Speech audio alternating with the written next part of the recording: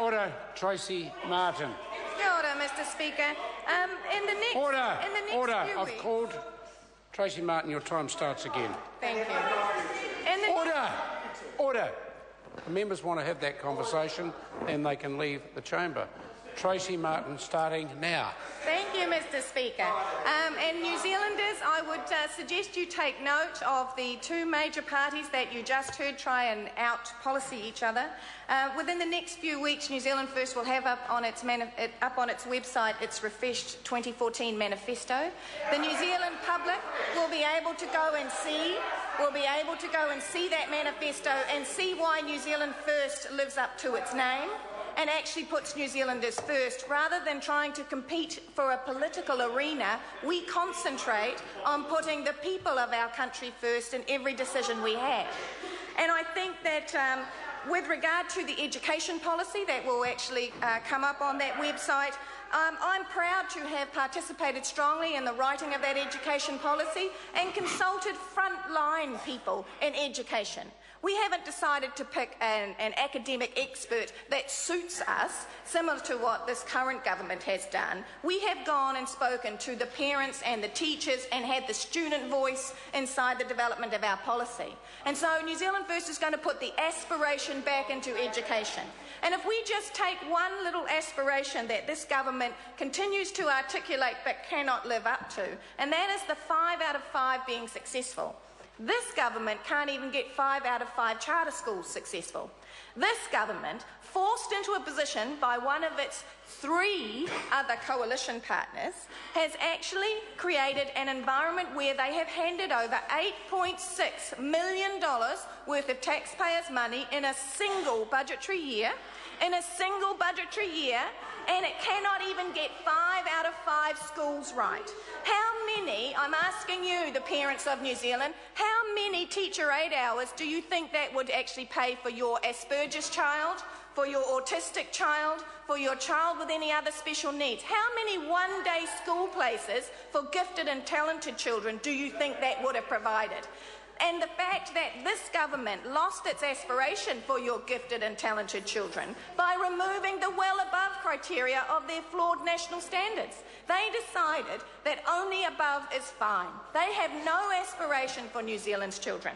But let's go back to the fact they can't even get 5 out of 5 schools, special schools, funded for the ACT Party, the legacy of a dying party.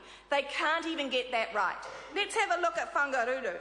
Now, on the 29th of May, the Minister of Education stood up and said that these schools would be more transparent, would be more accountable, that the contracts would hold them to account on assisting those students, or they would be closed. On the 17th of April, so that was in May, on the 17th of April, the business director of Whangaruru resigned. The ministry put in a supervising facilitator because the place was falling apart.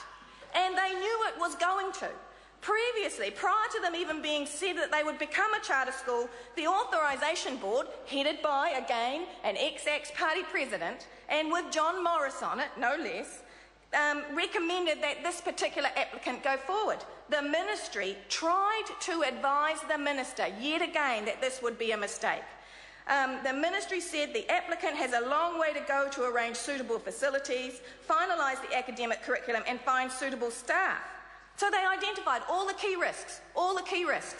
Now we have, under OIA disclosure, the fact that half the school wasn't built, as pointed out by New Zealand First in December 2013.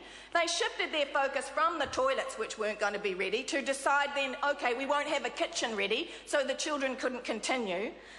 The other thing that was really interesting about this government, they told the public of New Zealand that these schools would have an open door policy. Any child can bowl up to a charter school and access this school.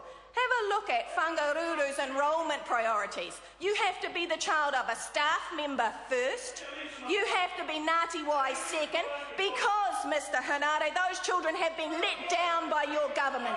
These were among the most vulnerable children. 7 of them had to be removed to be protected from other students, and your government doesn't care. Your government, as in documents, has hidden it, kept a lid on it, through the Ministry of Education employee, and OIA documents has quite clearly pointed out, we will not tell the public. We've kept a lid on it as long as we can.